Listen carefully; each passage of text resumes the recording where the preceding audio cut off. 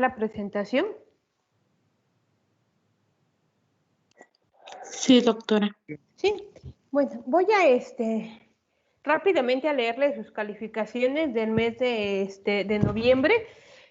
Más al rato las voy a subir al sistema, pero mientras las voy a ir leyendo de 5 en 5 y ya si tienen alguna duda, los 5 que lea, pues ya me van diciendo y ya vamos aclarando por qué su calificación, ¿de acuerdo? Empezamos con Calderón Robles, Ángeles Rubí, 6. Cruz Pineda Roberto, 6. Díaz Tania Vanessa, 5. García Zárate Raquel, 7. Grajales López Jacqueline, 7. ¿Hasta acá tienen alguna duda, alguno de ustedes?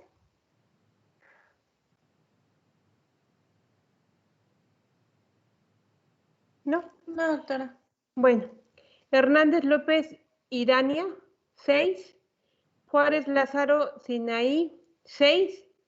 Lavariega Juárez Jania Ibet, 4. López Díaz Jaciel del Ángel, 7. López Díaz Salvador Uriel, 5. ¿Dudas hasta acá? Yo, doctora. Sí, dime, ¿quién es? Jania. Jania. ¿Lavariega Juárez, Jania? Ajá. De participación Sí. tienes .5. Tienes de tu examen parcial 1.4. De tu trabajo es idéntico al de tu compañera Diana Lisbeth. Dice exactamente las mismas palabras. Luego tu examen sacaste 2.1. Entonces 0.5 más 1.4 más 2.1 suman 4 cerrado.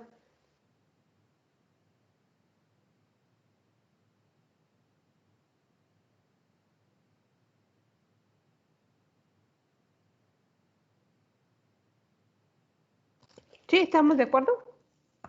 Está bien, doctora. ¿Quién más tiene dudas?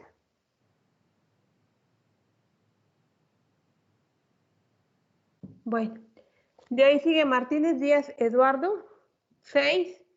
Martínez Hernández Kelly, 6. Martínez Pérez Isamar, 6. Martínez Valdés Paola, 6. Y Mayrén Carrasco Alexis, 7. ¿Dudas hasta acá?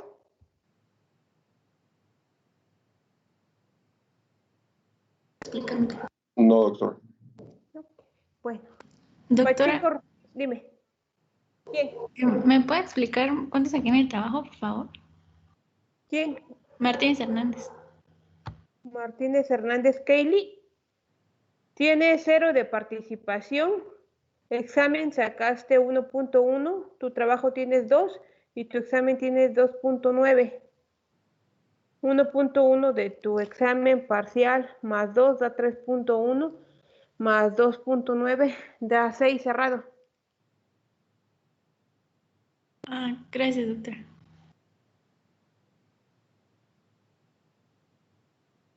Pacheco Reyes Diana Lisbeth, 5. Peralta Mondragón Ana Elisa, 7. Quiroz Díaz Ángela, 4. Ramírez Hernández Isabel Magali, 6.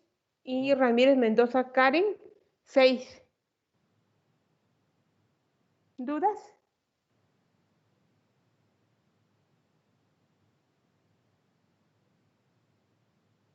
¿Nadie? Ramos Espinosa José Iván, 7.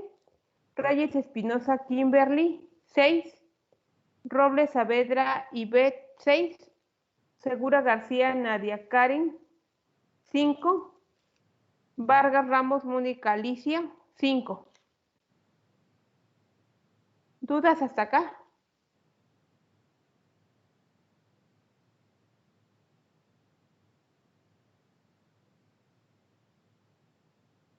Vázquez Santillán Rosa Guadalupe, 5. Ventura García Iván, 5. Y Zárate Alonso Saraí Tamar, 7. ¿Dudas?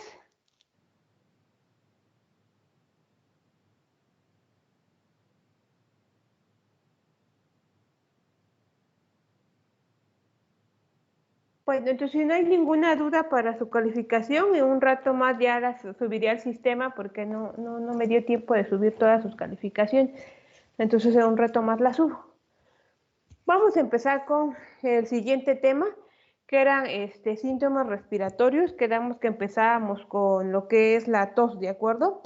Antes de entrar a síntomas respiratorios, es importante recordar que, como cuando vimos el aparato digestivo, cada uno de los síntomas que nos manifiesta el paciente y que nosotros creamos o sospechemos que son de alguna patología respiratoria, tenemos que hacer una anamnesis propiamente de cada uno de estos síntomas o indagar más sobre este síntoma o sobre este signo que presenta. Pero antes de entrar al padecimiento actual de por qué viene nuestro paciente, los síntomas principales, los síntomas acompañantes, hay que entrar en la anamnesis a nivel general. Y en la anamnesis ya habíamos visto que involucra la historia clínica, involucra la anamnesis por aparatos y sistemas, y dentro de la historia clínica, pues involucra lo que son antecedentes personales patológicos, no patológicos, antecedentes heredofamiliares, antecedentes ginecobstétricos, androgénicos, etcétera, ¿no? Para recordarnos, Robles, Saavedra y Bet, ¿está?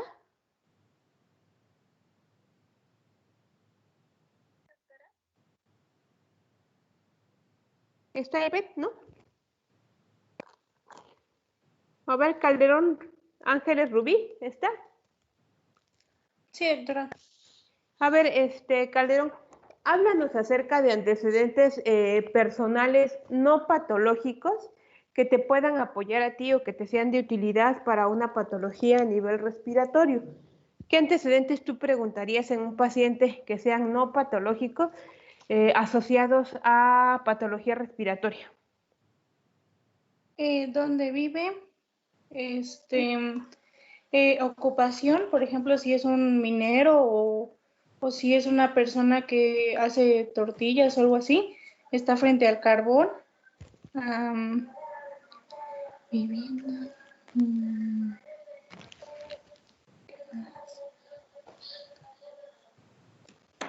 Este,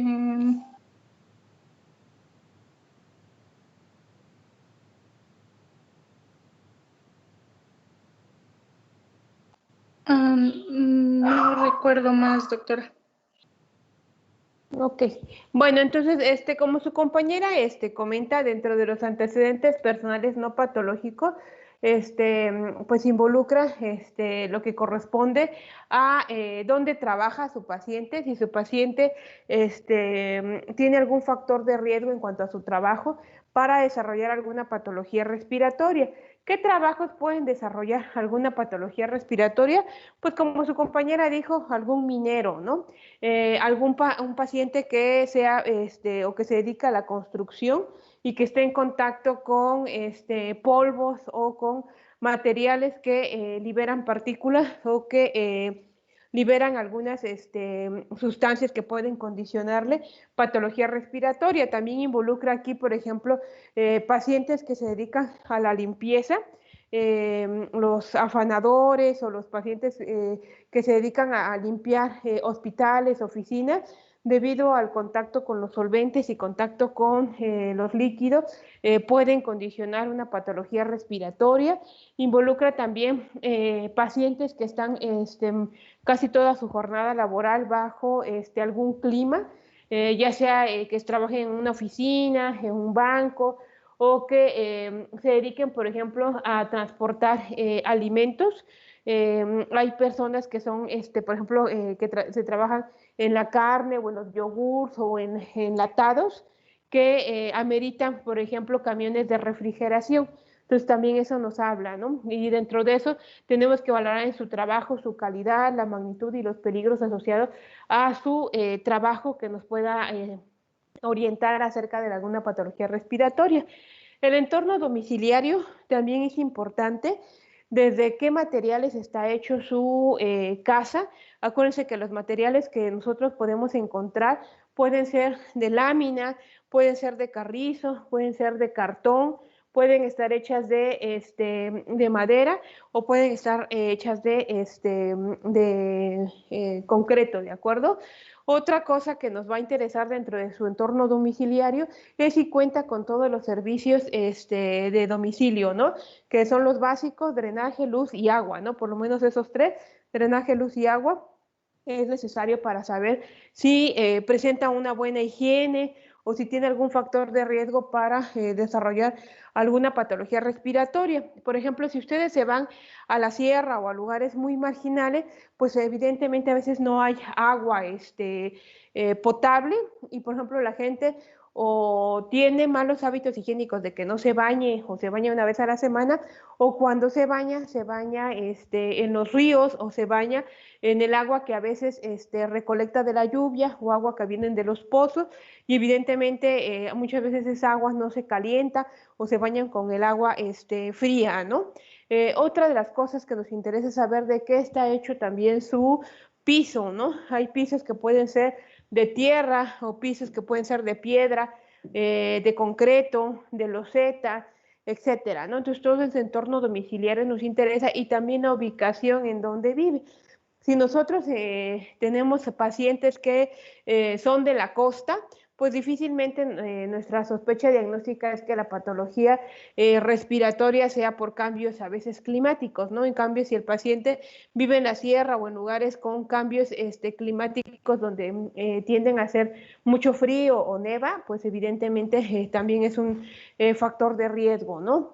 El consumo de tabaco, y dentro del tabaco también están el contacto con biomasas, como su compañera comentó, que la paciente o el paciente cocine con leña o que incluso no sea cocina, que él no cocine con leña, pero que esté en contacto con los anafres o con la leña, ¿no? Por ejemplo, rara vez se van a encontrar ustedes pues a un paciente que su ocupación sea ser tortillero y que él esté haciendo las tortillas en el comal, sino que generalmente es una actividad que lo hacen las mujeres, pero el paciente masculino o los niños se dedican a estar en contacto con este humo, ¿no? Y muchas veces los pacientes pediátricos, al estar en contacto directo con el humo que sale a veces de los anafres para calentar el agua, para calentar las tortillas, para calentar los alimentos o para calentar su casa, pueden estar condicionando que sean susceptibles a alergias a nivel respiratorio, a padecer asma, bronquitis, a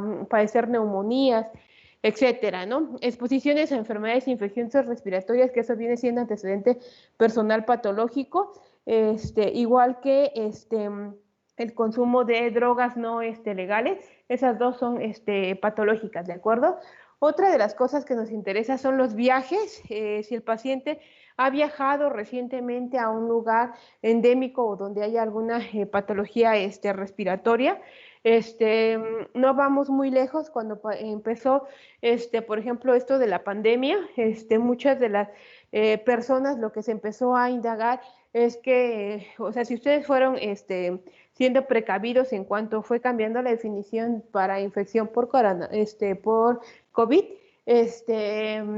una de las iniciales definiciones era que haya viajado en los últimos 14 días a lugares asociados a China, a Alemania, a España, ¿no? Y entonces evidentemente esto ya era un factor de riesgo que los asociaba a patología respiratoria, ¿no? Entonces también si nosotros tenemos a algún paciente que tiene contacto o viajó recientemente a un país donde hay una endemia o donde hay una patología respiratoria, eso también nos ayuda, ¿no? Y aficiones, si por ejemplo el paciente se dedica a realizar algún deporte al aire libre, a realizar alguna actividad acuática o algo que esté condicionando también alteraciones, ¿no? Recordando otras patologías, García Zárate, Raquel, de los antecedentes personales patológicos, ¿qué te interesaría saber que esté en relación con la patología respiratoria? Raquel. Sí, doctora, ¿me escucha? Sí. Podrían ser los antecedentes, por ejemplo, de alergias que sufre el paciente o médicas, también podrían ser, sí. tomando algún tipo de medicamento o tiene algún tipo de alteración metabólica. ¿Cómo cuáles alteraciones metabólicas? ¿Perdón? ¿Qué alteraciones metabólicas? ¿Qué enfermedades metabólicas te llamarían la atención? Que estén asociadas a patología respiratoria. Podría ser el asma, si el paciente pues es asmático, bueno, sus enfermedades respiratorias al nacimiento. ¿Cómo cuáles? ¿Asma? Aparte del asma. Otra patología que no sea asma. O alguna alergia que tenga algún a algún tipo de alimento o algún tipo de medicamento. Ok, aparte de las alergias, ¿qué otra cosa?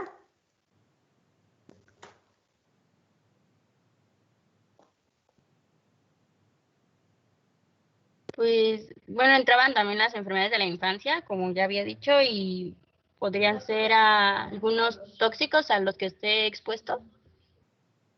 Bueno, ¿alguien más que quiera participar?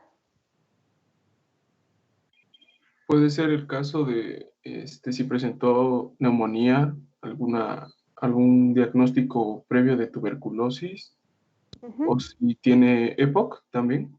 EPOC. Y no sé si también cuente algún traumatismo que haya dañado la vía respiratoria. Traumatismos, ajá. Y quemaduras creo que también entra. Quemaduras de vía respiratoria o quemaduras a nivel del cuello. Ajá. ¿Quién está participando? Iván Antonio Ventura. Okay. ¿Ventura García? Sí.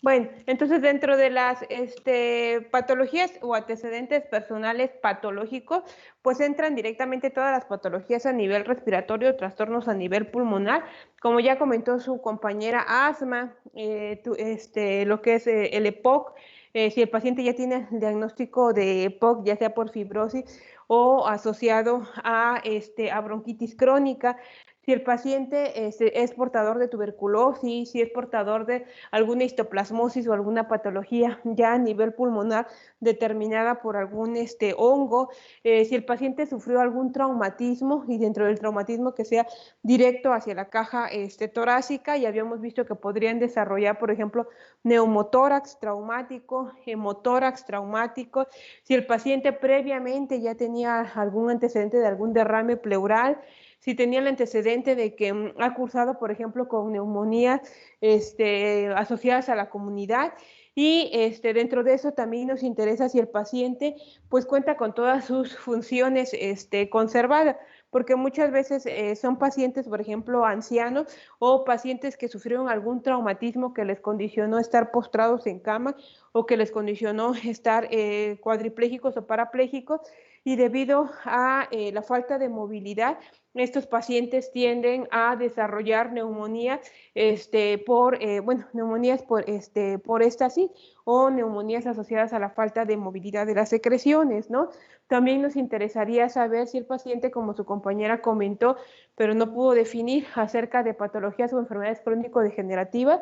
Acuérdense que la diabetes es una de las enfermedades que predisponen a gran cantidad de patologías tanto infecciosas como no infecciosas, y una de ellas pues es asociada a procesos neumónicos o procesos susceptibles a infecciones de vía respiratoria altas, pacientes que son portadores de algún proceso oncológico, ya sea que tengan alguna leucemia, algún cáncer, cáncer directamente en el pulmón, cáncer de bronquios, cáncer de lengua, cáncer asociado al consumo de tabaco. Nos interesa también saber si ha sufrido algún evento quirúrgico a nivel pulmonar o a nivel de vías respiratorias.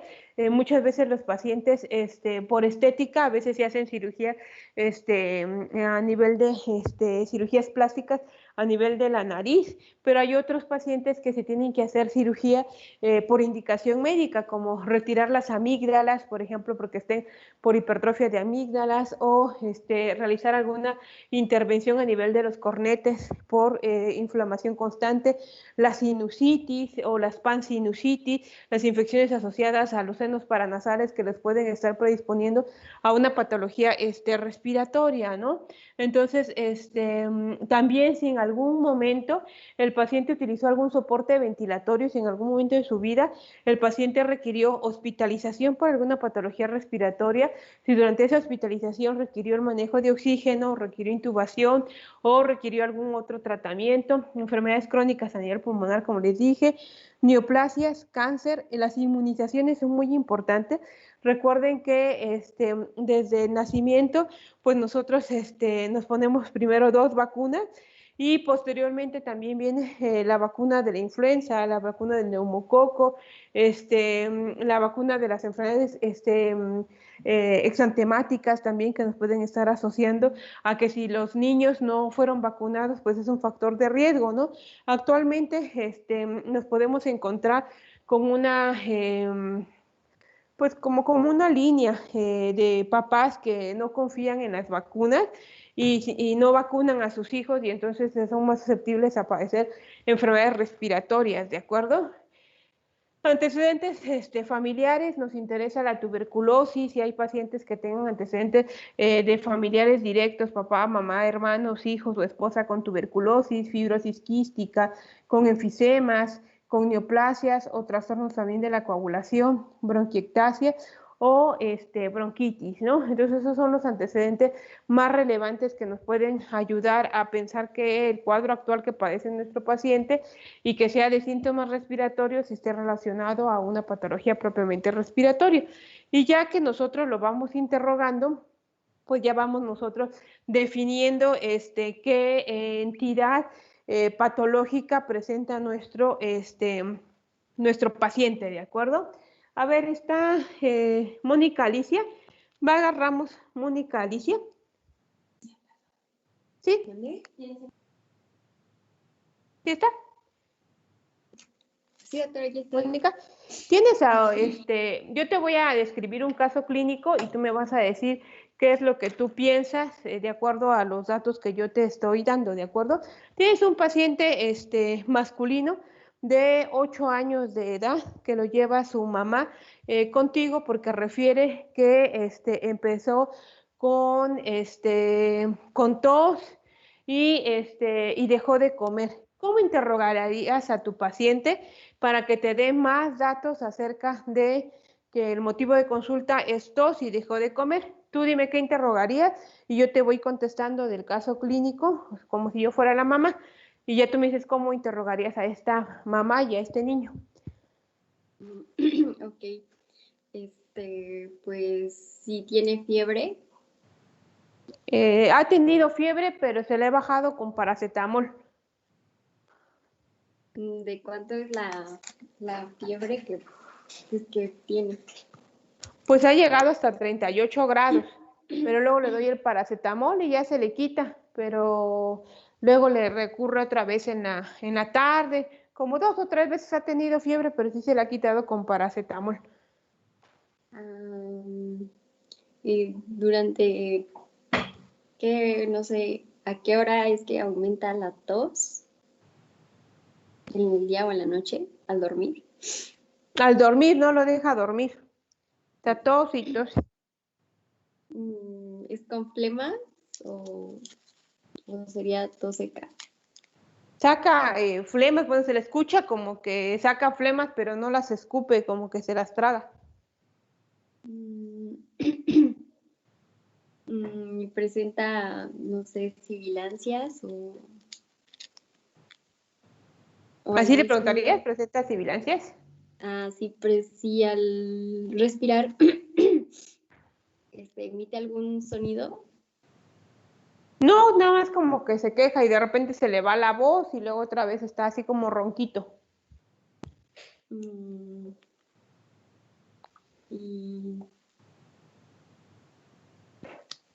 ¿Y son recurrentes o no sé, cuando se enferma? Pues no se me enferma mucho, Ahorita por eso lo traje, porque no se enferma mucho y ahorita sí ya no se le quita. ¿Y Ya tiene le di dificultades para eucalipto, ya respirar? le puse vaporru. ¿Tiene dificultades para respirar? Pues no se queja.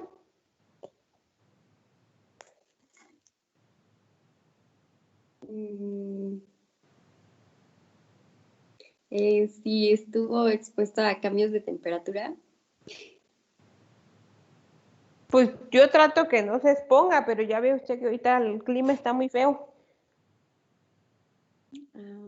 Y ahí en su familia se ha presentado, no sé, algún familiar que tenga asma o bronquitis. No todos son sanos. Si tiene alergias. No, es muy sano.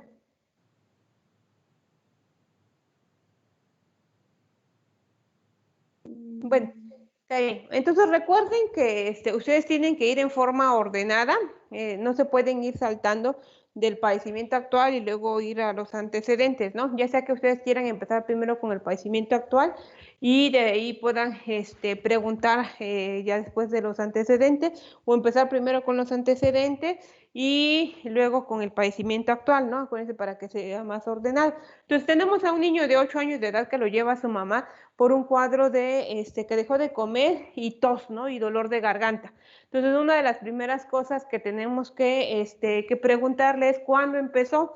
No, porque muchas veces los pacientes llegan ya con un retraso de 2 o 3 días, ¿no? O cuando ya vieron que el niño ya se complicó, entonces dicen, no, pues ahora sí lo llevo al doctor. Difícilmente ustedes van a encontrar a un niño que sí lo llevan inmediatamente, a revisión médica porque empieza con gripita, ¿no? Generalmente esto ustedes lo van a encontrar a los que llevan por primera vez así, en cuanto le da una gripita o le está saliendo un moquito, es a los que son primerizos, ¿de acuerdo? Así que es el primer hijo, a ese sí lo llevan inmediatamente porque todo les asusta, ¿no? Ya al segundo, tercero o cuarto hijo, ya como que ya agarraron experiencia, ya no lo llevan a la primera, ¿de acuerdo? Otra es que los hijos de médicos generalmente también llegan, pues son un 50 y un 50, ¿no? Un 50 ya llega con el retraso para la atención médica y otro 50 sí llega en cuanto sienten que algo anda mal con su hijo, ¿de acuerdo? Entonces, primero, una de las cosas es que hay que recordar y saber cuándo empezó. Entonces, le vamos a preguntar cuándo empezó con las molestias. No, pues empezó hace 8 días. ¿Con qué empezó? Pues primero empezó con que le escurría la nariz y salía moco color transparente, pero ya de ahí se le quitó. ¿Le dio usted algún medicamento? ¿Hizo algo? No, no le di nada. Bueno, y esta vez, ¿qué fue lo que pasó? Pues es que ha ido empeorando. Ya se le agregó fiebre, la fiebre es de tanto. ¿Qué le ha dado para la fiebre? Y aparte, pues ya vieron que le empezó a dar paracetamol. Bueno, ¿quién le indicó el paracetamol? No, pues que se lo dan cada vez que le da fiebre y como pues yo tenía un botecito de paracetamol, se lo di, ¿no? ¿Por qué? Porque muchas veces nos automedicamos o el paciente se automedica de remedios que ya les habían dado previamente, ¿no? Posteriormente tenemos que sospechar, bueno, o pensar qué otros síntomas acompañados a esto tiene, ¿no? Pues cuando empezó con la tos, cómo empezó, cómo es la tos, es seca, es con flema, le pilla el pecho, o siente usted que como que le sale ruiditos o gatos del pecho. No, pues no ha estado así, ¿no? Pero ahorita ya dejó de comer porque dice que le duele mucho la garganta, ¿no? Y entonces ya de ahí, más o menos ustedes indagaron que apunta todo prácticamente a una infección de vías respiratorias altas, ¿no? No hay algún otro dato que nos haga pensar en que tenga alguna alteración a nivel de vías respiratorias bajas, pero de ahí viene nuestra exploración física. Antes de la exploración física, ustedes, como su compañera dijo, si se enferma constantemente el niño, si tiene asma, alguna enfermedad respiratoria, si cuenta con todas sus vacunas, etcétera, ¿no? Si ha estado en contacto o cambios a nivel térmico que a lo mejor se mojó o lo está bañando con agua fría o algo, ¿no? Y de ahí ya ustedes indagan más sobre la exploración física en cuanto si tiene alguna estertor, alguna sibilancia, alguna alteración a nivel pulmonar. Si ustedes encuentran ruidos adventicios a nivel pulmonar, pues entonces una sospecha diagnóstica es que ya sea una patología de vías aéreas inferiores y no tanto superiores, ¿no? Pero como el niño se está quejando de tos, expectoración, tos con expectoración que no puede sacar y dolor de garganta, pues nosotros tenemos que revisar también lo que es la garganta, ¿no? Y muchas veces lo que presenta es una faringoamigdalitis o una faringitis, ¿no? Que es lo más común. Acuérdense que por frecuencia, lo más común es que sean infecciones virales en vía respiratoria y en un segundo tiempo esas infecciones virales se transforman en infecciones bacterianas, ¿no? Entonces eso nos ayuda a nosotros para poder ir sospechando acerca de la etiología y del diagnóstico, ¿no? No sé si hasta acá tengan alguna duda, sí me di a entender acerca del cuadro clínico, de qué es lo que tienen ustedes que preguntar o cómo tienen ustedes que ir indagando. Algo que sí me di a entender o que haya quedado alguna duda, ¿no? Para entrar a tos. Bueno, vamos a entrar al tema de tos y expectoración. Al hablar de tos, pues son esos procesos sucesivos de movimientos expiratorios violentos asociados a generalmente un proceso infeccioso, ya sea viral o bacteriano. Y la tos, una de las cosas es que se va a acompañar o no de expectoración, por eso es que tos y expectoración lo vamos a ver a la par, ¿de acuerdo? Entonces, la tos es un proceso sucesivo de movimientos expiratorios violentos efectuados contra una glotis cerrada. A través de esto, el aire contenido en las vías aéreas y de los pulmones, las secreciones y los materiales extraños o alergenos se van a tratar de expeler hacia el exterior, ¿no? No sé si ustedes en algún momento, por ejemplo, han estado haciendo alguna actividad física, como corren en algún maratón o corrieron en alguna carrera, pero en las primeras horas de la mañana. Y generalmente en las primeras horas de la mañana, sobre todo en época de invierno, pues los cambios de clima o el clima está muy seco, ¿de acuerdo? Y entonces ustedes pueden desarrollar una tos irritativa. Y esa tos irritativa pues va a ser generalmente una tos seca, ¿de acuerdo? Nosotros igualmente podemos fingir que tenemos tos, pero en sí la tos es un movimiento sucesivo contra una glotis cerrada asociada a diferentes mecanismos, tanto respiratorios como neurológicos, que nos hablan de una patología o de una alteración a nivel del aparato respiratorio o a nivel de, respiratorio alto o bajo, ¿no?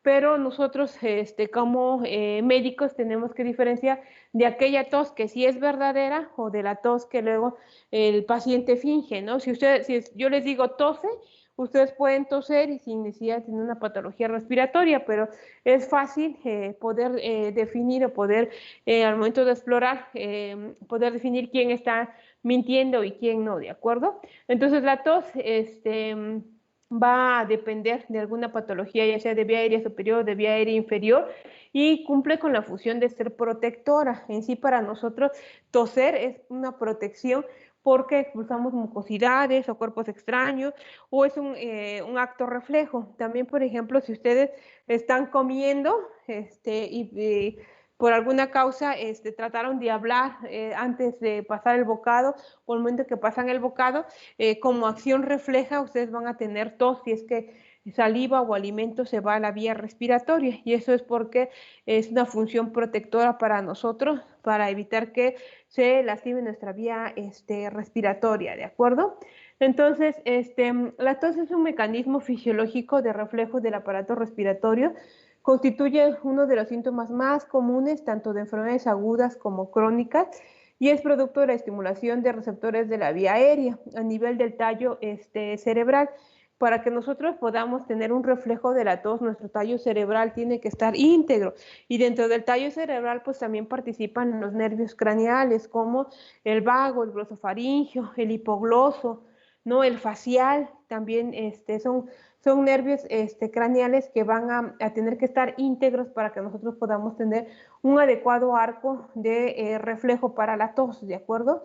Y también la función de la tos es proteger las vías aéreas de sustancias irritativas inhaladas o de cuerpos extraños, ¿no? Acuérdense que cuando nosotros tenemos mucha mucosidad o tenemos, o estamos ante un ambiente muy denso, por ejemplo, que se vayan ustedes a un lugar donde hay mucho humo o donde están, por ejemplo, que son cosas irritativas, donde están asando chile o están cocinando, ustedes van a tener un reflejo que va a ser un reflejo de tos asociado a un estímulo a nivel del sistema nervioso central, ¿de acuerdo?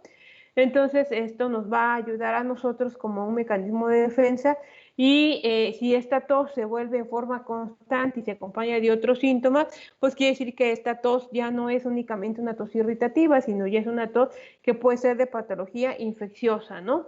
La fisiopatología es una respuesta respiratoria explosiva, o sea que la tos se da durante la inspiración con el objetivo de eliminar material o sustancias irritativas inhaladas en la vía aérea. Puede ser la manifestación de una enfermedad o incluso un arco voluntario, pero pues nosotros nos interesa saber la tos, que es de patología, ¿de acuerdo? Es un arco reflejo en el cual primero hay una estimulación del reflejo tusígeno o de los receptores tusígenos para que van a enviar una información por vía aferente hacia el tallo cerebral. De ahí viene una vía eferente, que es la que va a responder con el mecanismo de tos, ¿no? Encargados de provocar esto, ¿no? Es decir, cierre de la glotis, contracción de los músculos respiratorios, que la lengua esté íntegra, que los labios, los dientes, etcétera. Entonces, este arco reflejo tenemos un receptor, que son los receptores para la tos, donde tenemos al trigémino, el glosofaringio y al vago, que son nervios craneales que van a estar receptando o recibiendo información acerca de que existe algún fenómeno irritativo. Por ejemplo, el glosofaringio, pues que va a ser el noveno, pues nos va a estar hablando acerca de patologías a nivel de los pilares amigdalinos, de la úvula, igual que el vago, ¿no?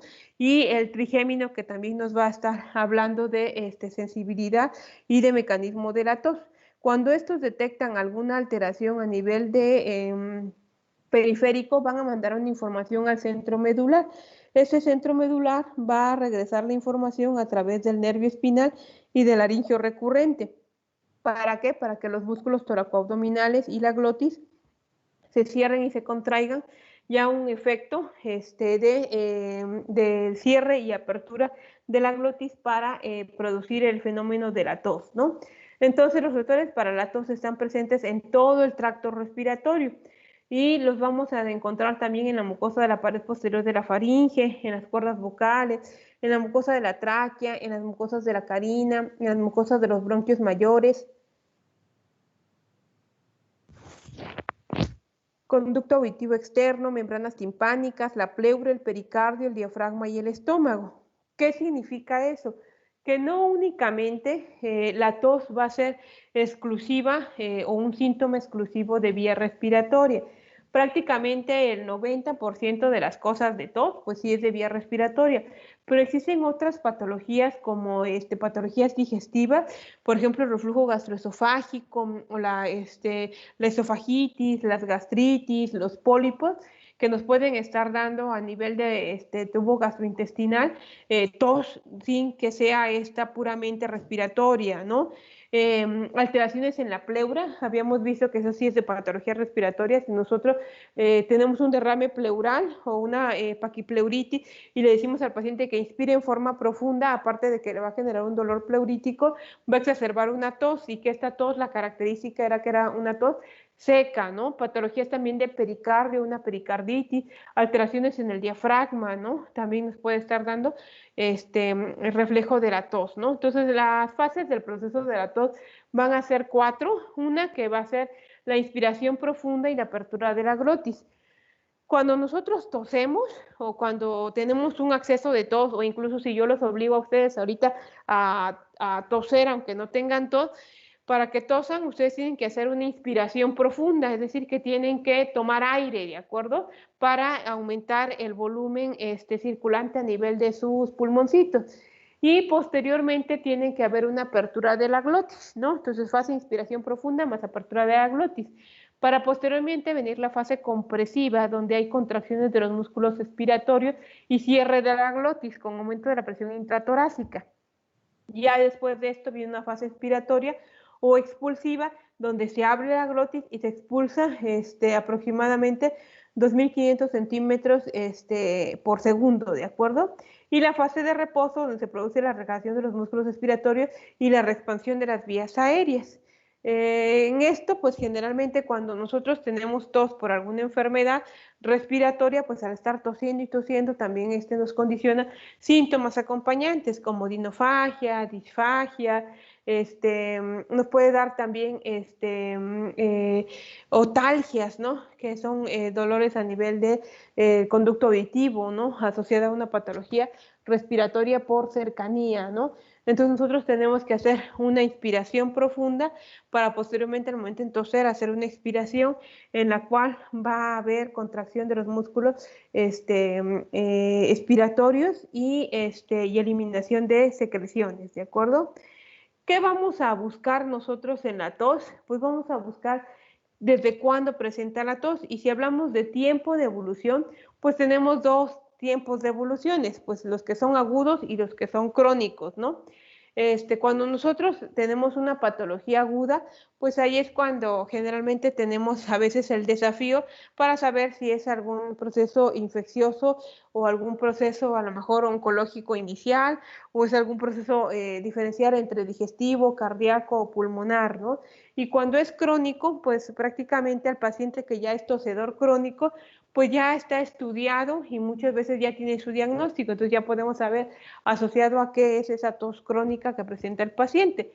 Entonces, en cuanto a las causas agudas, nosotros podemos tener las primeras que van a ser infecciosas, como un resfriado común, una sinusitis, una traqueobronquitis aguda o una neumonía. Al fin de cuentas son tos que va a estar dada por patologías infecciosas agudas que van a condicionar o que pueden ir, si no se tratan, ir complicando el estado de salud de nuestro paciente.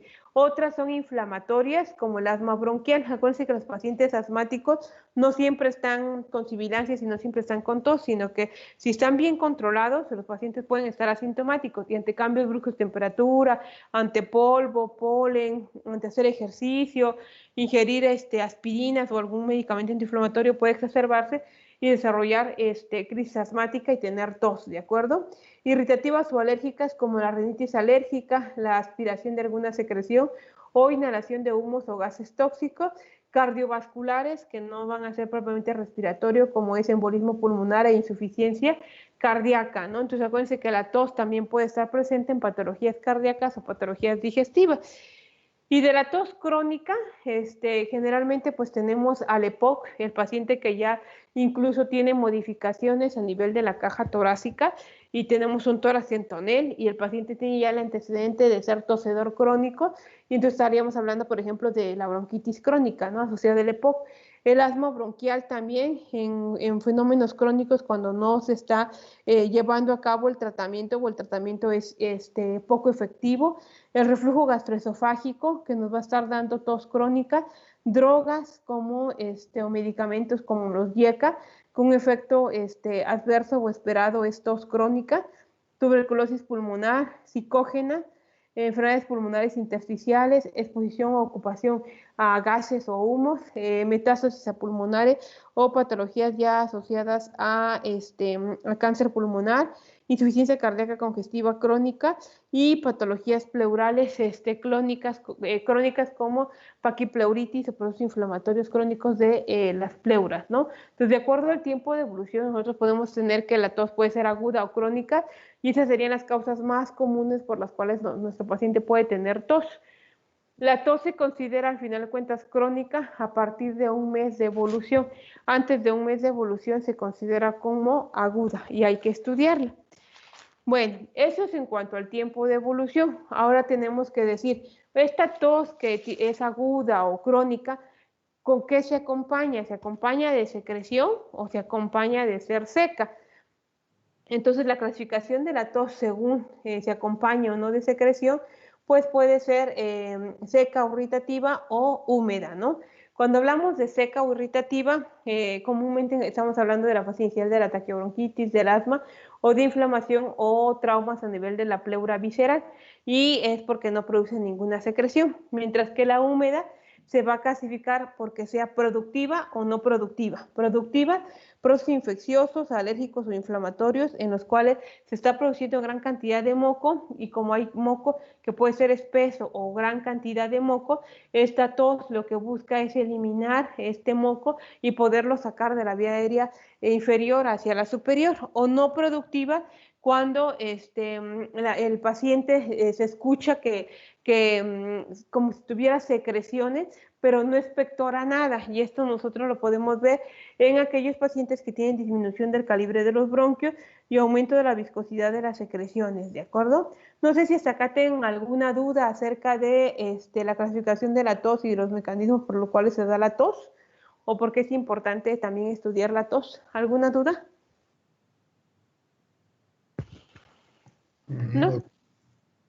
Bueno, y de ahí nos vamos ahora a que no toda la tos es igual, ¿no? Nosotros podemos, no sé si les ha tocado escuchar pacientes o ustedes cuando se han enfermado o sus papás se han enfermado y les da tos.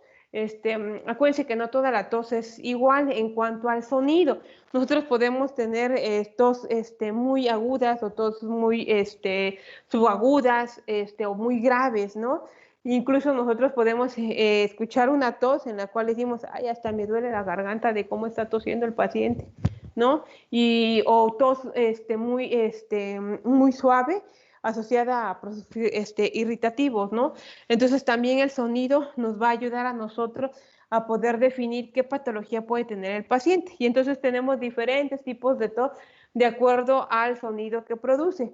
La tos afónica se caracteriza por ser de tono bajo y se debe a lesiones inflamatorias o neoplásicas destructivas de las cuerdas vocales. No sé si les ha tocado escuchar como a pacientes, sobre todo a veces ancianos, que tosen y tosen muy como despacito, o que tú esperas que que hacen una inspiración profunda, y al momento en que tosen, tú esperas que la tos sea fuerte, y entonces de repente se escucha como afónica o se escucha como muy suave ese tipo de tos, y esto está asociado a procesos inflamatorios de las cuerdas vocales y generalmente, de acuerdo a la edad, pues a pacientes con alguna patología neoplásica. La tos bitonal, que tiene dos tonos de sonido, se acompaña debido a parálisis de una cuerda vocal.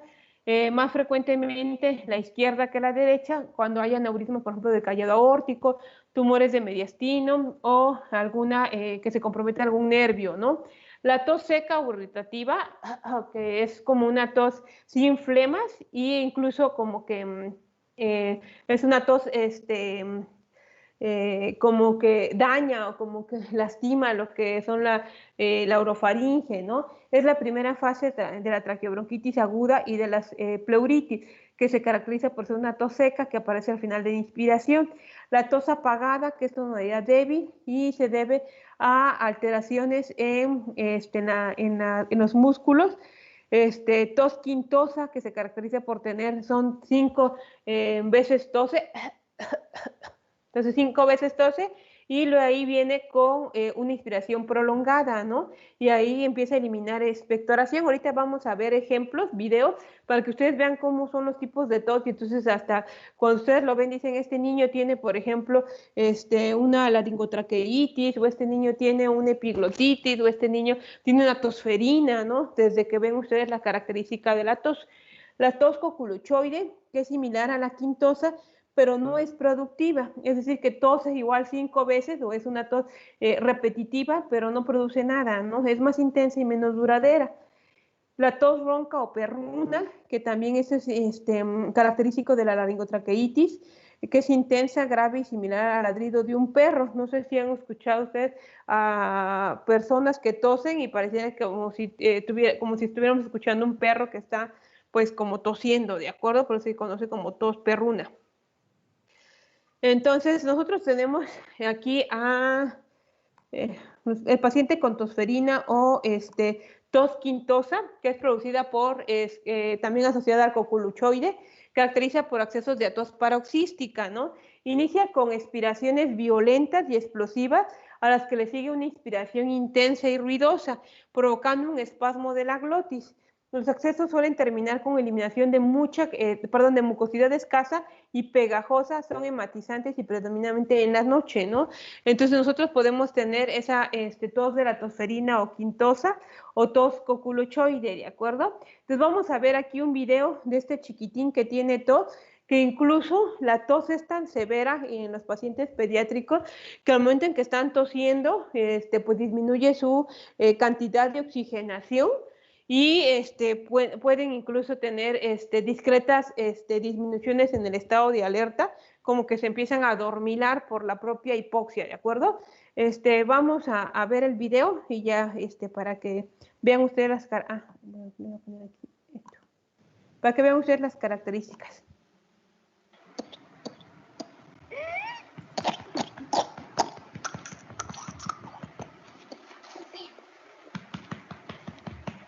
Jake. Jake. Hey, papi. Hey. Jake. Jake. Hey.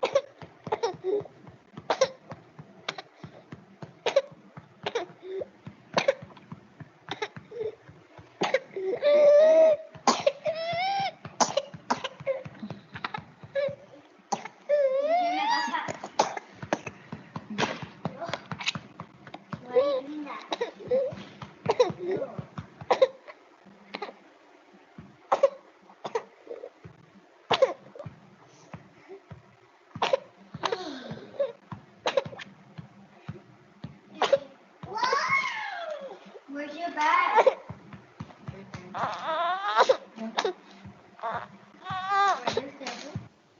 Entonces, si logran ver, este es un tipo de tos asociada a ser quintosa.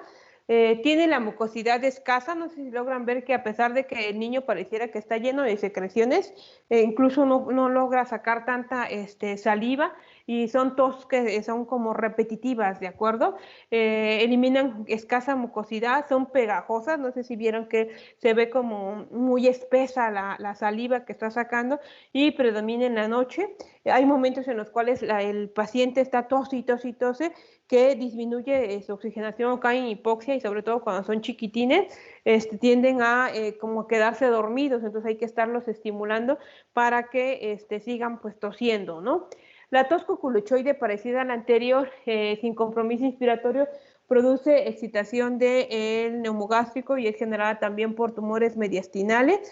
Vamos a ver otro tipo de tos que es también quintosa, que puede estar asociada a coculochoide o a tosferina, ¿de acuerdo? Sí pudieron ver el video bien, ¿verdad? Sí escucharon la tos, ¿no? Sí, Ah, bueno. doctora. Sí, doctora. Vamos a ver otro tipo de tos.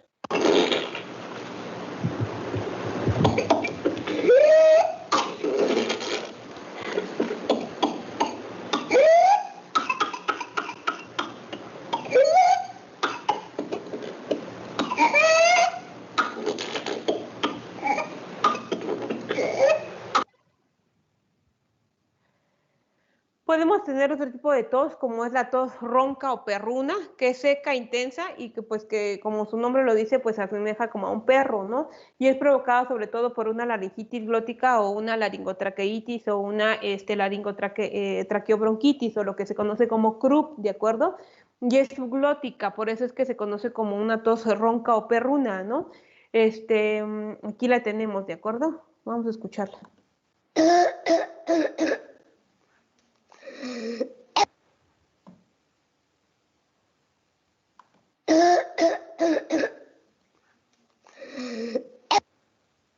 Entonces es una tos típica, ¿de acuerdo? Hay tos que son, que llegan a ser emitizantes, es decir, que provocan vómitos. No sé si a ustedes les ha tocado que a veces tienen ustedes un acceso de tos muy fuerte, que incluso les hace un reflejo del vómito. Esto está asociado a que el centro regulador de la tos está al lado del centro regulador de la emesis, ¿de acuerdo? Y aparte, pues van a estar inervados por el noveno y el décimo par craneal, o sea, los dos se acompañan. Por eso a veces cuando tenemos muchos accesos de tos, se los digo a ustedes porque pues acuérdense que tienen ustedes que experimentar o poder tener como la experiencia de saber si va a pasar eso con el paciente, ¿de acuerdo? Entonces a veces nosotros nos enfermamos y tenemos mucha tos que incluso nos llega a generar otalgia o dolor a nivel de los oídos y ganas de vomitar, ¿no? Entonces, náuseas hasta llegar al vómito. Entonces hay tos emetizante que provoca vómitos y se observa habitualmente en niños. Es importante saber si la tos parece o no acompañada de hipersecreción bronquial, si es tos seca y que produce algo irritativo ubicado en la laringe o hasta en la pleura, o es una tos de inicio agudo, que es una congestión pasiva pulmonar, o si provoca disnea, que aparte de ser emetizante, al paciente le genere falta de aire, como en el edema agudo pulmonar. Las complicaciones de la tos es que nosotros podemos tener tos emetizante, tos síncope tusígeno, puede darnos incluso neumotórax o rupturas costales. Evidentemente, en los pacientes que son tosedores crónicos, como los que ya tienen una patología respiratoria, un EPOC o un asma, o que tienen ya un antecedente de una bula, es muy frecuente que los accesos de tos les dé súbitamente neumotórax espontáneo. En los pacientes ancianos que tienen ya descalcificación de sus estructuras óseas, al momento en que están tos y tos y tose, pueden incluso romperse alguna costilla. El paciente con síncope tusígeno, en el cual hay pérdida del estado de alerta, eso se da más en pacientes pediátricos, ¿no? Bueno, ¿qué vamos a buscar cuando nosotros abordamos la tos o la principal molestia por la cual va el paciente es la tos? Bueno, primero saber qué tiempo lleva nuestro paciente con tos, ¿no? Si es aguda o crónica, ¿no? Y si es aguda y crónica, saber si esa tos es con secreción o sin secreción, o es con expectoración o sin expectoración. Luego saber en qué momento aparece la tos. La tos está durante todo el día, la tos aparece más en la mañana, la tos aparece en la noche o aparece en la tarde, ¿no? ¿Qué síntomas acompañan a la tos, no? Si la tos se acompaña, por ejemplo, de fiebre, se acompaña de pérdidas de voz, si se acompaña de síncope, si la tos se acompaña de dolor torácico, etcétera, ¿no? Entonces también nos interesa saber si el paciente ha ingerido algún fármaco, porque muchas veces, pues no falta quien diga, empiezan con tos, ahorita pues por lo de la pandemia, pues es como que ahorita los ejemplos más, más claros, ¿no? No sé si ustedes escucharon a lo mejor en el radio o en la televisión, remedios caseros que para que no nos diera COVID y decían, por ejemplo, en un vaso de miel, échale 2 limones y un diente de ajo, muélelo y tómatelo, ¿no? Entonces, evidentemente, también nos interesa saber qué es lo que ha hecho el paciente, ¿no? ¿Qué ha tomado para realizar esto, ¿no? O muy típico que lo dicen para que se te quite la tos, porque ustedes lo van a encontrar en la práctica, ¿de acuerdo? Muchas veces los pacientes ancianos se dicen, no, es que tenía yo una tos bien fuerte y ahorita sigo con la tos, pero ya me tomé mezcal con limón, mezcal con sal de gusanito y ya me eché la miel y ya herví cebolla, por ejemplo, con eucalipto y ya me lo tomé. Entonces, evidentemente, todos estos remedios caseros pueden complicar o pueden modificar alguna cuadro clínico del paciente, ¿no? O el paciente también que ya se automedicó o que ya vio que en la televisión salió que te puede untar Vic o hay pastillas de Vic Vaporru o hay el Tesalón que luego los dicen o luego lo que sale en la tele de que no me acuerdo cómo se llama, creo que sí es el Tesalón el que dice que lo recomiendan los mamás de los doctores. Entonces, evidentemente, todos esos, o sea, automedicarse debido a la gran cantidad de medicamentos a veces que hay para la tos, pues nos modifica el cuadro inicial del paciente. Entonces todo eso tenemos que preguntar, ¿no ha ingerido nada?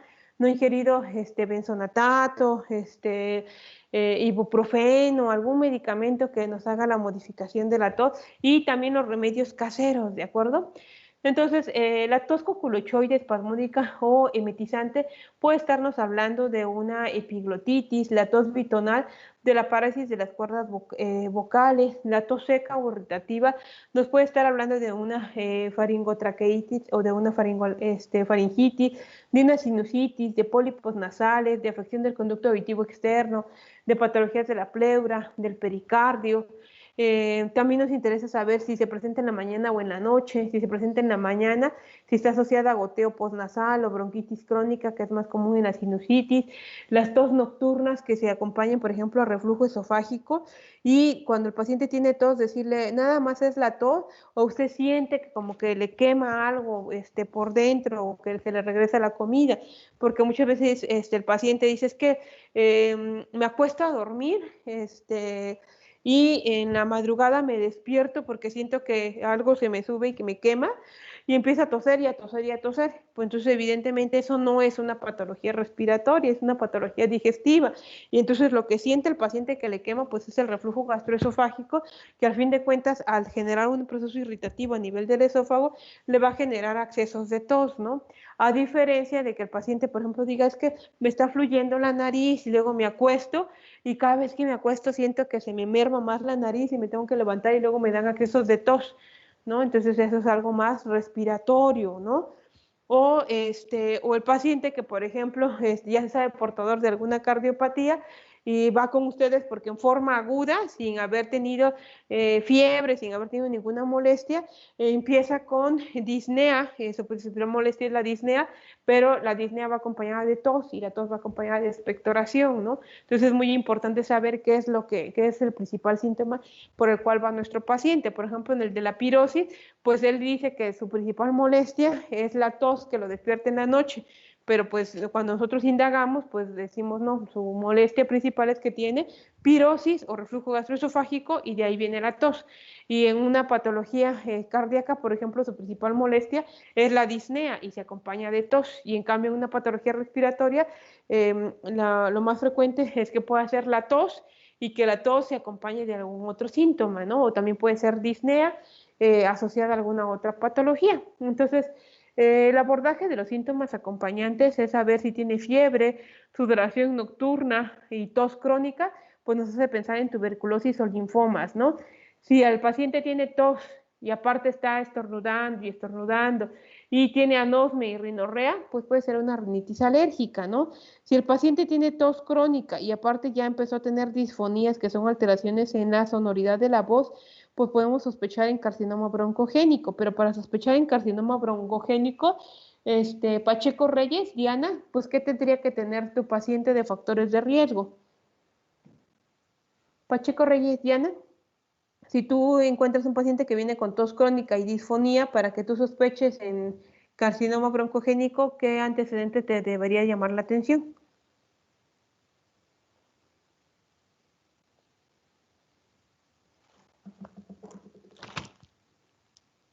Peralta Mondragón, Anelisa. Sí, doctora. Ajá, la misma pregunta. Pues que igual su antecedente familiar que hayan tenido igual cáncer, o si ha consumido tabaco. Uh-huh.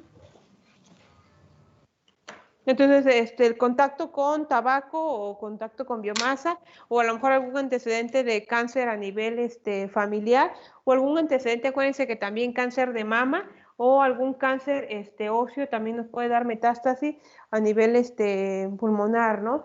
Si por ejemplo yo te dijera que el paciente tiene tos y disfonía en cuanto a la ocupación, ¿qué ocupaciones te pueden dar tos y disfonía?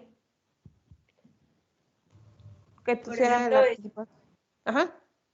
Los que están, las señoras que hacen tortillas o que están así en el comal por el humo, o también las personas que están en contacto con asbesto. Ok. ¿Qué es disfonía?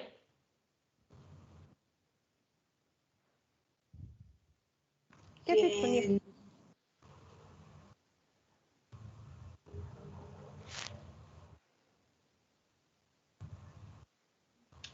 Que es la pérdida de la voz.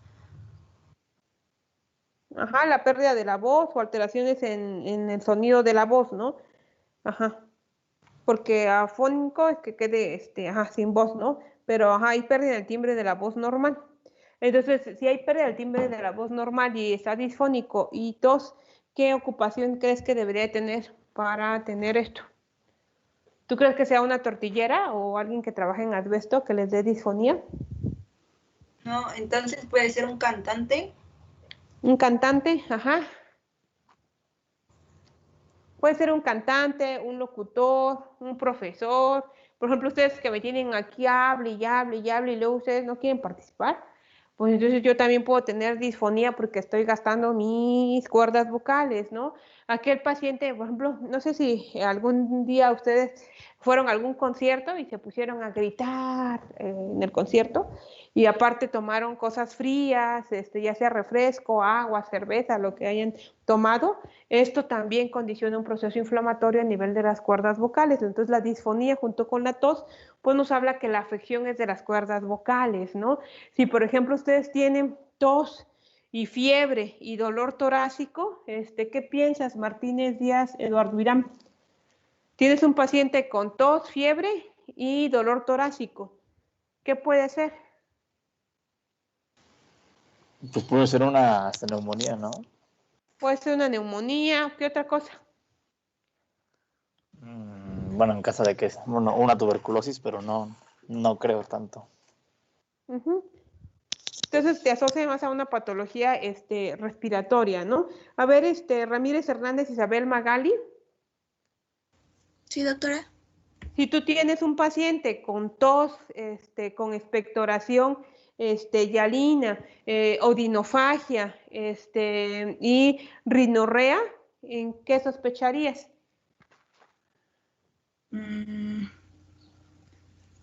Pues en una infección. Ah, no, pero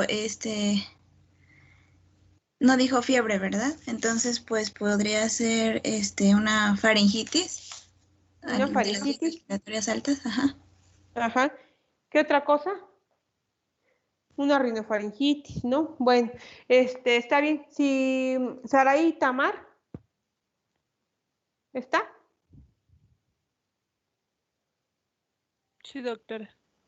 Si tú tienes a un paciente que te llega con tos, abundante secreción, cefalea, y dolor a nivel facial, ¿qué sospecharías? Bueno, pues primero por lo del dolor a nivel facial, significaría que tiene una sinusitis. Que puede ser una sinusitis, ¿no? Entonces, ya ven cómo es así como que fácil si nosotros decimos, tiene tos y esto, pues puede ser esto, ¿no? Entonces, evidentemente, ¿no? El paciente que tiene, por ejemplo, el paciente que tiene puntada de costado y que tiene tos y aparte tiene compromiso pleural, puede estar hablándonos de un derrame pleural, ¿no? También nos interesa saber la ingesta de fármacos, ¿no? Porque si, por ejemplo, yo les dijera que el paciente, a ver, ¿está Cruz Pineda Roberto? Sí, doctora. Tú tienes un paciente masculino de 70 años de edad, que sufre POC, ¿de acuerdo? Y el día de hoy llega contigo porque hace una semana le cambiaron su medicamento antihipertensivo y le están dando metoprolol. Pero ahora refiere que cada vez su tos es más frecuente, que tiene bastantes secreciones y que está tose y tose y tose. ¿Tú a qué le atribuyes que haya aumentado la tos? El paciente no tiene fiebre, la tos es con expectoración, pero es hialina, no tiene dolor torácico, nomás es la tos y la tos y la tos que ha aumentado. ¿Por qué crees que haya aumentado su tos? Aumentó la tos porque el metoprolol es un medicamento que inhibe en parte al nervio vago. Entonces el nervio vago es,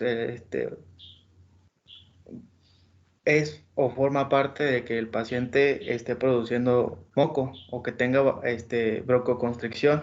También el EPOC indica, si es crónico, indica probablemente un paciente que es enfisematoso o es susceptible a una bronquitis dependiendo de qué periodo. Ok. Más que nada, no tanto porque bloquea al vago, ¿no? Sino porque es un beta bloqueador, un antagonista, ¿no? Y entonces esto también condiciona disminución de la luz del bronquio, ¿no? Como comentas, y esto puede estar exacerbando, ¿no? El cuadro de tos, ¿no? Esto también nosotros lo podemos encontrar en pacientes que toman, o bueno, que se les aplican medicamentos beta bloqueadores por vía oftálmica, ¿no? Los DIECA, el ácido salicílico, los inhibidores de la colinesterasa, la miodarona o medicamentos inhalados, también nos pueden dar accesos de tos, ¿de acuerdo? ¿Qué vamos a hacer cuando tenemos un paciente con tos? Pues ya lo interrogamos, ya supimos cuándo empezó, si es aguda, crónica, si tiene secreción, si no tiene secreción, si se acompaña de algún síntoma, ya de acuerdo a los datos que ya logramos de nuestro padecimiento actual. Ahora sí viene el examen físico, ¿no? Y pues evidentemente el examen físico pues empieza de arriba hacia abajo, ver a lo mejor lo que corresponde a la faringe, ver las cuerdas vocales, las amígdalas, la orofaringe, valorar, por ejemplo, campos pulmonares, ver que si hay alguna alteración a nivel de campos pulmonares para así ya poder definir. Si tiene alteraciones a nivel de campos pulmonares, pues quiere decir que entonces ya hay una afección de vía respiratoria baja, ¿no? Pero si no, y todo está en la parte superior, pues estamos hablando de una infección de vías respiratorias altas, ¿no? Entonces el examen físico tiene que ser orientado por el interrogatorio, incluye el aparato respiratorio, el examen físico general y el examen otorrinolaringológico, ¿de acuerdo?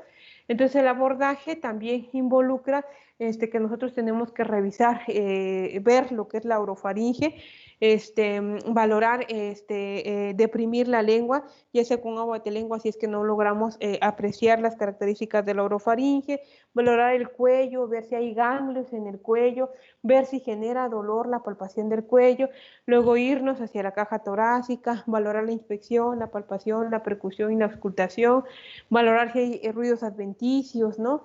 Etcétera, ¿no? Evidentemente también si, por ejemplo, el paciente llega con tos,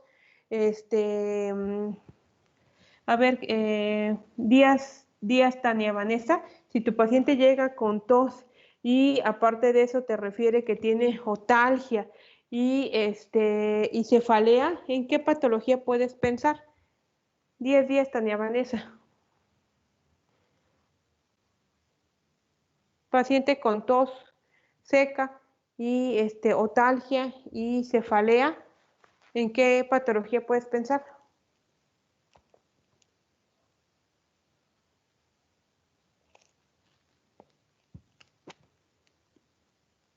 Grajales López, ¿está?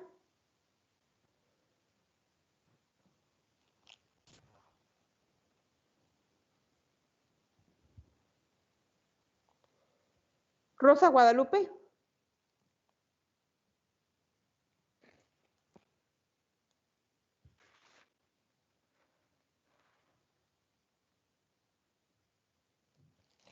¿Alguien que quiera participar? ¿Qué piensan de un paciente que tiene tos, cefalea y otalgia? ¿Podría ser una otitis media aguda? Podría ser una otitis media o una otitis interna, ¿no? Entonces también eso nos puede estar hablando de patología de otorrinolaringología, ¿no?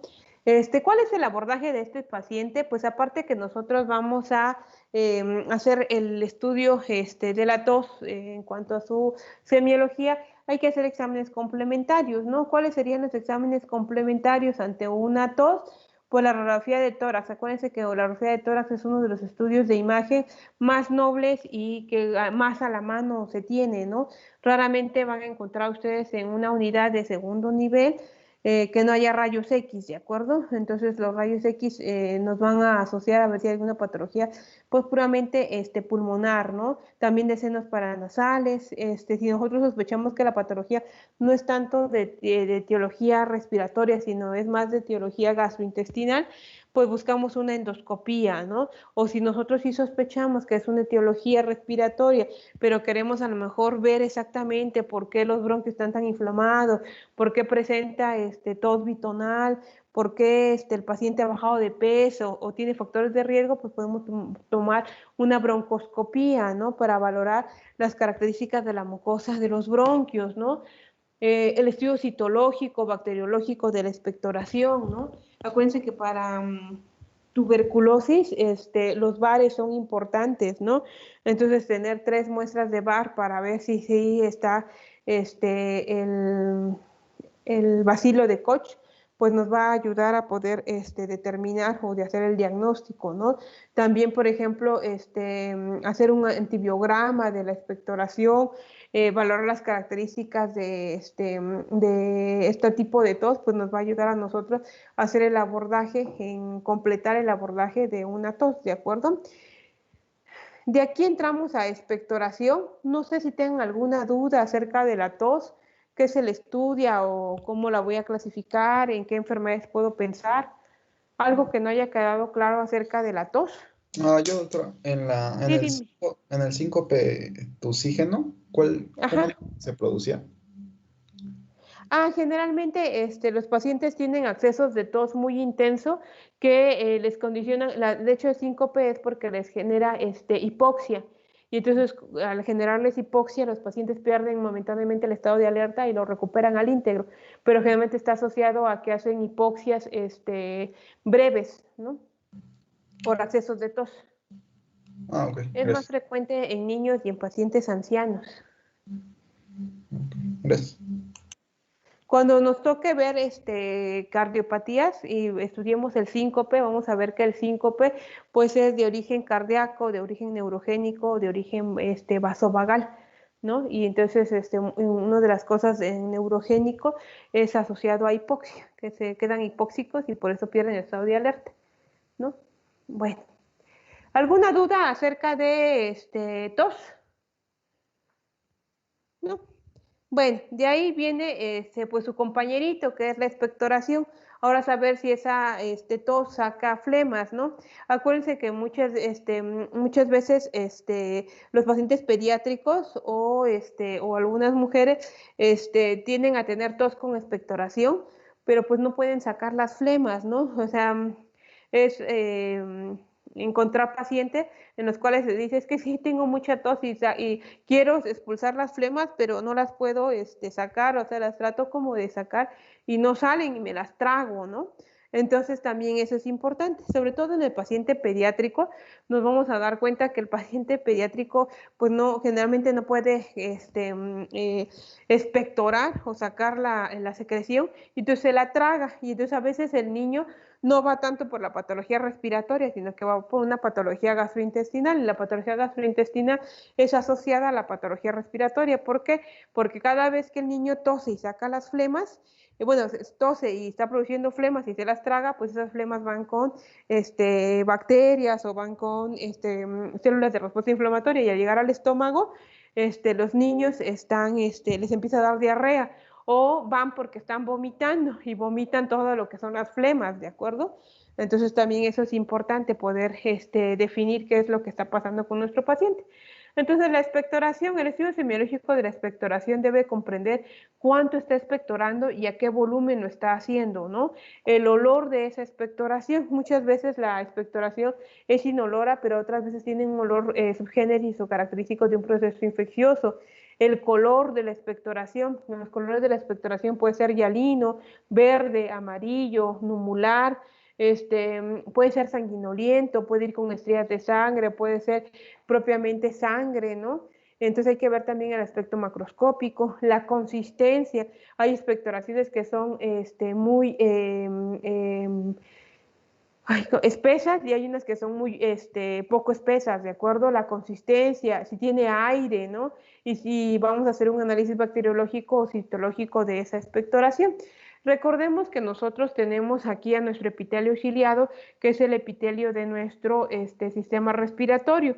Y entonces nosotros, este epitelio ciliado va a tener sus pelitos que son vellosidades, que el objetivo es que estas vellosidades atrapen partículas y no las permitan que se sigan avanzando hacia vías aéreas más pequeñas, ¿no? Entonces, estos mocos, este epitelio ciliado, aparte de producir moco y estos cilios que están aquí atrapando bacterias, pues se juntan y producen una capa de moco que es la que se va a tener que expectorar. Generalmente, nosotros estamos deglutiendo diariamente este moco sin darnos cuenta, ¿no? Y el líquido que nosotros estamos produciendo en el contenido del barrido mucociliar son 100 mililitros diarios de secreción seromucosa, de las cuales pues la mayoría son deglutidos, ¿no? Y otros van a ser depurados a través del árbol respiratorio. Eso es lo normal, que nosotros estemos produciendo moco. Pero nosotros podemos tener esa producción de moco o de expectoración, la cual puede estar incrementada y que de acuerdo a las características del color, del olor o de la forma de este moco, nos habla de ciertas patologías. Por ejemplo, si nosotros, Idania, si nosotros tenemos, ¿sí estás, Idania? Sí, doctora. Si nosotros tenemos una paciente femenina de 60 años de edad que acude contigo porque empezó súbitamente con disnea, dolor torácico, malestar general, tiene ahorita en este momento mucha tos y la tos va acompañada de expectoración rojiza, y tú al momento en que la estás revisando, escuchas que tiene estertores bilaterales, satura al 80%, ¿qué sospecharías de acuerdo a la expectoración y el cuadro clínico? ¿A una bronquitis? ¿Una bronquitis? ¿Por qué? Por la expectoración con sangre. Es una expectoración como rojiza, no es así de sangre, sino es como rojiza, como rosa, o sea, toda la expectoración es rojiza, roja. ¿Alguien? Femenina que súbitamente empieza con disnea, dolor torácico, tos con expectoración, rojiza. Una embolia pulmonar. Puede ser una embolia pulmonar, ajá. Pero generalmente una embolia pulmonar se acompaña probablemente de hemoptisis, ¿no? Bueno, pero puede ser una embolia pulmonar, pero resulta que cuando tú la auscultaste tiene estertores bilaterales. Una embolia pulmonar no te da estertores bilaterales. ¿Podría ser un edema agudo pulmonar? Podría ser un edema agudo pulmonar. ¿Y cómo se llama esa expectoración rojiza que sacan los pacientes color roja o rosa? Es asalmonada. Asalmonada, ¿no? Muy bien. Bueno, vamos a ver lo siguiente, ¿no? Entonces, acuérdense que si nosotros tenemos una expectoración asalmonada, nada más integrando lo que dijo su compañera, una bronquitis, acuérdate que si tú piensas que es una bronquitis, la bronquitis no se presenta en forma aguda. Generalmente para que se inflamen los bronquios, la paciente no evoluciona así tan rápidamente a disnea, tos, expectoración y desaturación, ¿no? Y generalmente si piensas en una bronquitis, la bronquitis tiende a ser aumento en la secreción, que tiende a ser mucosa, ¿no? O hialina, ¿no? No la vas a encontrar de algún otro color. Si yo te dijera que la expectoración, así que el paciente ha tenido en los últimos 8 días fiebre, dolor torácico y expectoración hialina y ahorita es verde, pues tú piensas en un proceso neumónico, ¿no? Pero si tú piensas en un proceso de que tiene estertores, tiene disnea aguda, tiene expectoración alfa-salmonelada, pues la principal sospecha sería que esté cursando con una insuficiencia cardíaca con edema agudo pulmonar, ¿no? Entonces acuérdense que la expectoración asalmonada es una expectoración serosa, como un lavado de carne, y es característica del edema agudo pulmonar. El espumoso es característico del edema alveolar incipiente y ocurre en insuficiencia cardíaca. El mucoso es incoloro y transparente, resulta de secreción exagerada y se observa en estados irritativos crónicos como sinusitis, bronquitis o asma bronquiales, es decir, que está sacando casi puro moco, ¿no? Entonces nosotros aquí, por ejemplo, tenemos una expectoración amarillenta, no sé si logren ver que presenta un poquito de aire, ¿no? Y esa es una expectoración mucopurulenta, no es mucosa y sale como pus, ¿de acuerdo? Si nosotros tenemos un paciente con expectoración mucopurulenta, es indicativo de infección y se caracteriza por fluidos opacos, amarillos, verdosos, y está constituido por elementos de pus y pues nos puede estar hablando de un proceso neumónico, ¿no? Si es aperlado, es característico de la crisis asmática durante periodos de resolución, y aparte de que el paciente pues se acompaña de tos, sibilancia, disneas y opresión torácica, ¿no? Acuérdense que la sibilancia, habíamos dicho que una de las principales patologías es la crisis asmática. No todo lo que silba es asma, puede ser un cáncer, puede ser un proceso infeccioso a nivel pulmonar, ¿no? Numular es de origen de las cavernas tuberculosas en forma de conglomerado. Hemoptoico, que es la presencia de sangre, es moco mezclado con sangre. Se observa en bronquitis aguda en forma pues aguda, bronquiectasias, cáncer de pulmón o tromboembolia pulmonar, ¿no? Acuérdense que el hemoptoico, o sea, la presencia de pura sangre, nos habla de tromboembolismo pulmonar por la destrucción de los vasos, ¿no? También de tuberculosis o alguna patología propiamente que esté degenerando las características de nuestro bronquio. El aspecto mucopurulento, por ejemplo, si es agudo, puede ser una bronquitis aguda o una bronquiolitis, una neumonía. Si es crónico, es una bronquitis crónica, un enfisema, una tuberculosis o una bronquiectasia. Si nosotros tenemos una expectoración herrumbrosa, expectoración purulenta teñida de sangre, es típico de las neumonías, o achocolatado, es típico de un absceso amibiano, ¿de acuerdo? Acuérdense que de acuerdo a eso la amiba puede tener una fase hepática y una fase pulmonar, y si nosotros tenemos un paciente que empieza a sacar expectoración achocolatada y es un paciente que tiene factores de riesgo para producir o para tener amibiasis, pues hay que pensar en que tenga un absceso amibiano, ¿de acuerdo? Bueno, otras características macroscópicas son los tapones de Dietrich o los cuerpos de Creola, los restos citadíricos, los granos actiniformes o fragmentos de tejido necrótico. Otras características también macroscópicas que podemos encontrar es que tenga acompañado de membranas como en las hidatidosis, que son enfermedades parasitarias provocadas por las larvas, los granos micóticos, los cuerpos extraños, ¿no? Con fragmentos de tejido necrótico, pues son las características asociadas a un carcinoma, ¿no? Entonces, todo eso nos interesa saber cuando nosotros hablamos de expectoración, ¿de acuerdo? No sé si hasta acá tengan alguna duda acerca de expectoración y tos. Sí, doctora, una pregunta.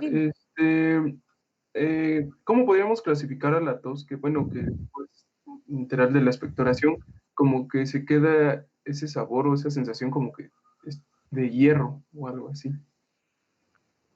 Como herrumbrosa, pues más que nada sería, si el paciente te dice es que yo toso y me queda como el sabor metálico de la expectoración, pues entonces tú ya estás sospechando que lo que tiene tu paciente puede ser una hemoptisis, porque el hierro es de la presencia de sangre, ¿no?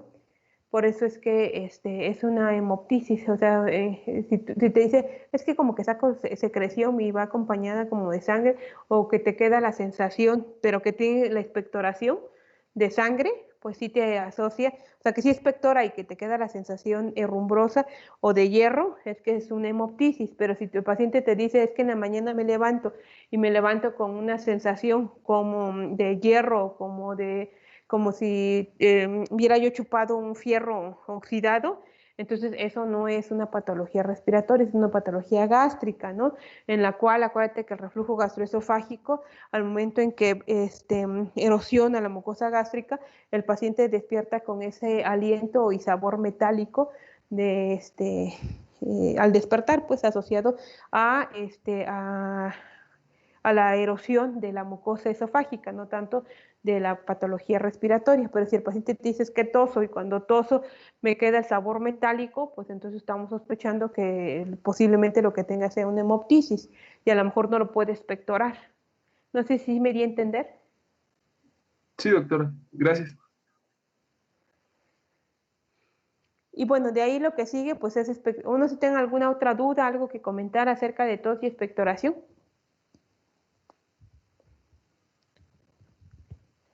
Bueno, de ahí lo que sigue es hemoptisis, expectoración de sangre que proviene del árbol respiratorio, ya sea que venga mezclado de secreciones, como acá, miren, o sangre pura, ¿no? Entonces, dependiendo de eso, pues también nos asocia. Si es sangre pura, pues es mucho más grave, ¿no? Porque cuando es sangre pura, nosotros pues normalmente sospechamos en una tromboembolia pulmonar o incluso en una tuberculosis, ¿no? En algo mucho más severo, ¿no? Pero si está mezclado con secreciones, a veces es irritativo, es decir que es algo que le tienen que preguntar al paciente, o sea, cada vez que tose, ¿usted hace esfuerzo para sacar la flema o solita sale la flema? Porque no sé si les ha tocado escuchar pacientes que luego tosen y a veces es una tos seca, pues, y no se escucha y de repente, y como que garraspea, y se lastima todo lo que es pues la orofaringe porque hace una presión positiva, una presión negativa o aumenta la presión a nivel de la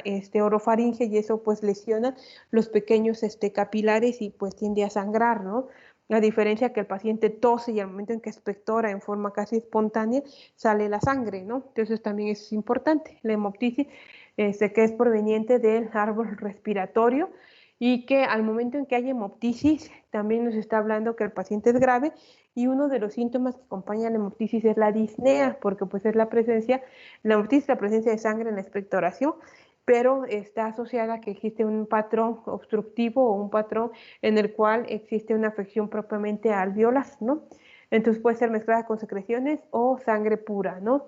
La hemoptisis es expectoración de sangre derramada de la vía respiratoria y que se expuso a través de la tos, la debemos diferenciar de la epistaxis, de la emetemesis y de la gingivorragia. Nada más para concluir, Nadia Karen. ¿Está Nadia Karen?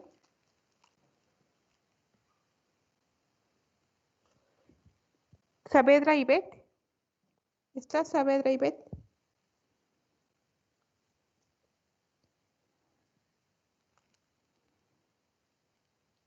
Espinosa Kimberly.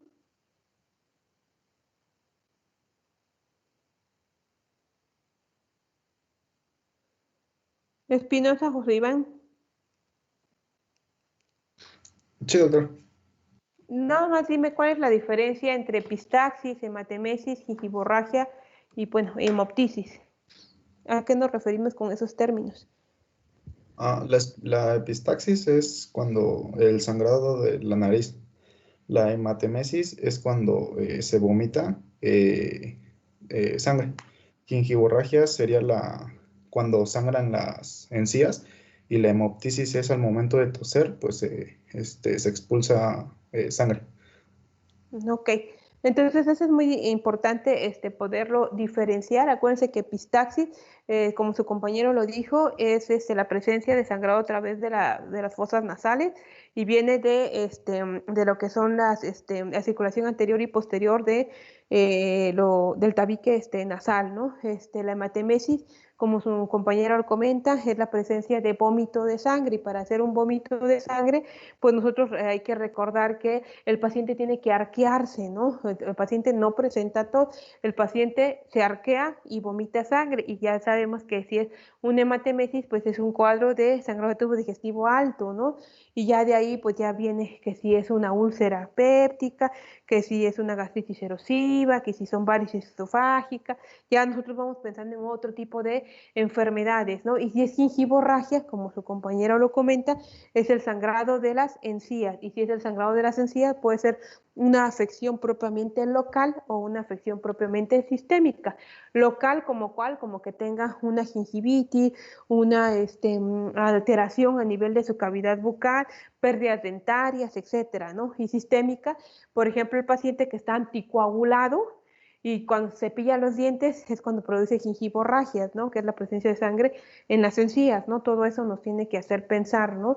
Y muy importante, si por ejemplo ustedes tienen un paciente con epistaxis y esa epistaxis es importante y al rato empieza a vomitar sangre, pues si no tiene ningún factor de riesgo para vomitar sangre, lo más seguro es que la epistaxis haya sido tan intensa que deglute la sangre y luego la vomita, ¿de acuerdo? Porque acuérdense que la sangre es muy irritativa, es muy, por su pH, tiende a producir vómitos, ¿no? Y entonces no es un hematemesis, sino es la epistaxis, que como se está tragando la sangre, después la saca, ¿no? Ya en coágulos, ¿no?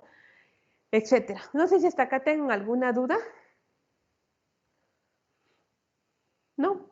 Bueno, pues entonces hasta acá nos vamos a quedar y seguimos con ya el abordaje de la, de la hemoptisis, lo que es la vómica en cuanto a la clasificación de volumen y empezamos con lo que es disfonía o disfagia de origen respiratorio, ¿de acuerdo? Disfonía o disfagia y disfagia de origen respiratorio. ¿Sí? Entonces, si no hay ninguna duda, nos vemos el lunes a primera hora, por favor. Gracias, doctora. Hasta luego. Gracias.